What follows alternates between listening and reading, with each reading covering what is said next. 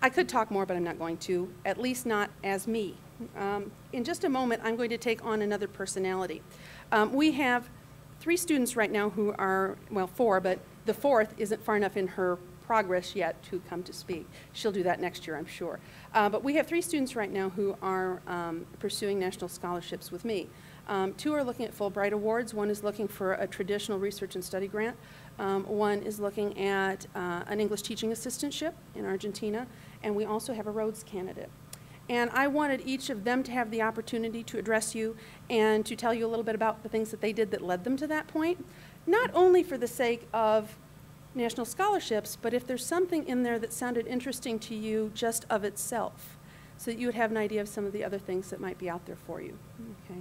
So I'm going to pretend that I'm a 23-year-old young man. I know, it's a stretch. But we're going to run with that. Okay. This is the young man I'm pretending to be. Okay. This is Mr. Nick Lewis. And Nick is a dual major, history and social sciences teaching. And Nick would be here today, except right now he's in Ecuador. Okay. He is student teaching through the COST program, the Consortium for Overseas Student Teaching. And as you can understand, between Ecuador and here, it's not exactly walking down the block.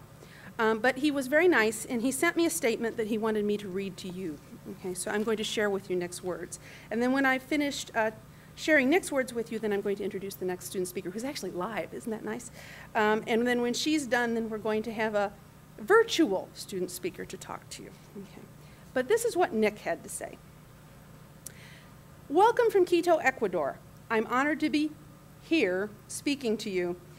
I know your attendance at this event means you've achieved high academic standing early in your undergraduate career. It took me a little longer to know such success. Freshman year, things were very shaky. I couldn't see any connections between who I was, what I was doing in school, and what I wanted for my life. What changed things for me was a poster I saw hanging above a water fountain. I'd left German class to get a drink and couldn't help but see this ad about spending spring semester at Harlexton College in Grantham, England. I'm going to do an aside. He's not an honors student. He went as a non-honors student, for those of you who aren't honors and don't think you can be for some reason. But anyway, back to Nick. Instinct made me feel that place might have some answers, and my instinct was right. It wasn't so much what I learned about British history that was important, though I did learn a lot, and I enjoyed doing so. What was important was what I realized about myself. Returning from overseas 5 months later, I knew I could conquer the unknown and make it on my own. This was entirely new knowledge. That knowledge has left me more open to taking risks in pursuing my education. I've begun asking and trying to answer difficult questions, at least questions difficult for me. Questions about what it means to teach and to learn, to be a person and a citizen, to be part of a global society. I started asking these questions in papers I wrote at EIU and in conversations I had in Toronto with Toronto for Teachers. I'm still preoccupied with these questions here in Ecuador as I teach international economics to 11th and 12th graders and work on my Fulbright application for educational research in South Africa. Okay, about that Fulbright application. This is why I was asked to speak to you today after all. Frankly, working on my Fulbright application has been one of the best experiences I have had at Eastern. I came into the process knowing the benefits of study abroad because I'd done some of that.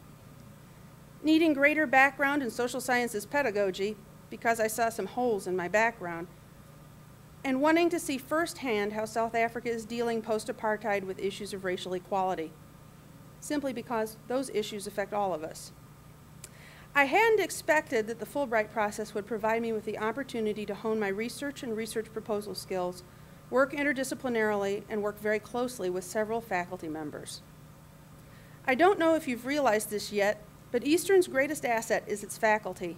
When I needed to interview with my campus committee but was already out of the country, committee members allowed me to participate via a Skype call.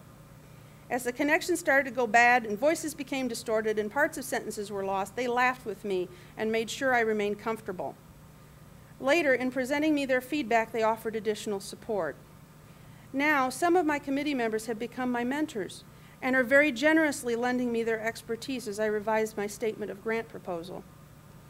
Regardless of the outcome, they are ensuring I get the most I possibly can from the application process. Should you decide to pursue a national scholarship in a year or so, I know you will receive just as much support as I have received and learn at least as much as I have. Until then, work hard to stay on top of your education and look for ways to learn beyond the classroom as well as in it. Congratulations, Rising Stars, on being among the most highly achieving students at Eastern. I'll second that. Thank you, Nick. Oops, wrong way. Not used to this setup yet. Okay. That's what Nick had to say.